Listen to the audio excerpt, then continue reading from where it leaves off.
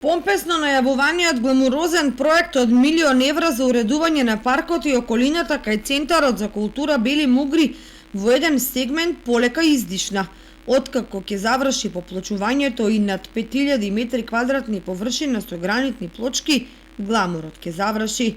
Проектираниот стилски пешачки мост на Кочанска река непосредно под постоечкиот сообраќаен нема да се гради. Бил излишен.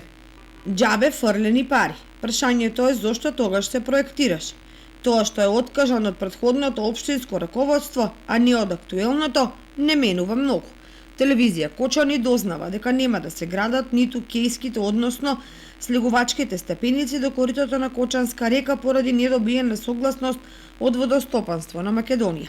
Дали без овие две содржини проектот е осакатен или не, останува отворено прашање.